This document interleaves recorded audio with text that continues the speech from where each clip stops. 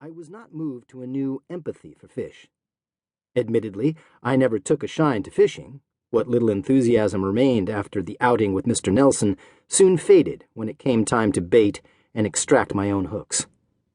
But I made no connection between the perch and bass I unceremoniously hauled up from Sturgeon Bay, or the hapless little goldfish I dropped at Edith Vale Elementary School, and the anonymous fish who ended up in the filet-o-fish sandwiches I enjoyed on family trips to the local McDonald's. That was the late 60s, and already McDonald's was boasting over 1 billion served. They could as soon have been referring to fish or chickens as to customers.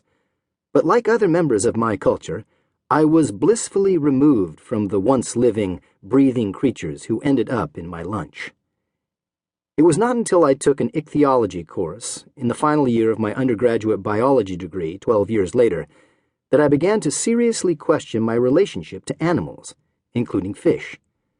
I was as captivated by fish's diverse anatomy and adaptations as I was disturbed by the parade of inert, once-living bodies we were given to classify using dissecting microscopes and taxonomic keys. The class made a midterm visit to the Royal Ontario Museum, where we met one of Canada's foremost ichthyologists for a private tour of the museum's fish collection. At one point, he unlocked and raised the lid of a large wooden case to reveal an enormous lake trout floating in an oily preservative. The fish, weighing a record 103 pounds, had been caught on Lake Athabasca in 1962.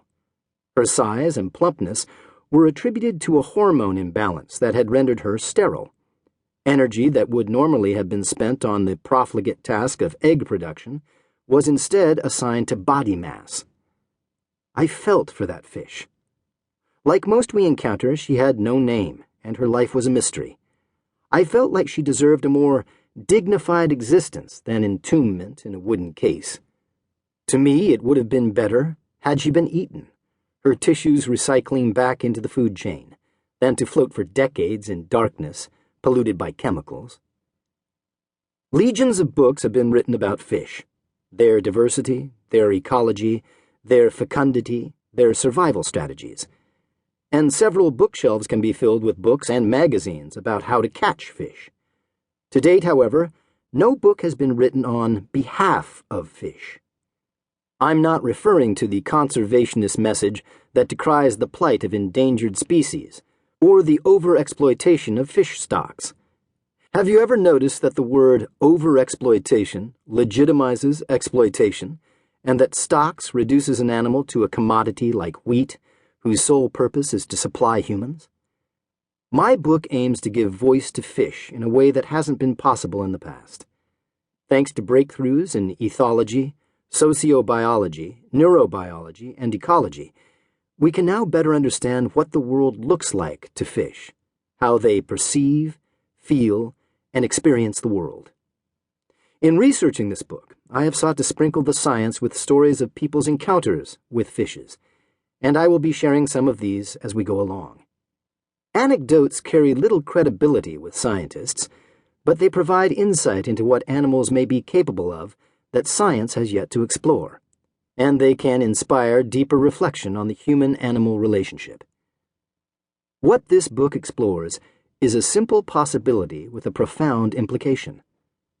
The simple possibility is that fishes are individual beings whose lives have intrinsic value, that is, value to themselves quite apart from any utilitarian value they might have to us, for example, as a source of profit or of entertainment.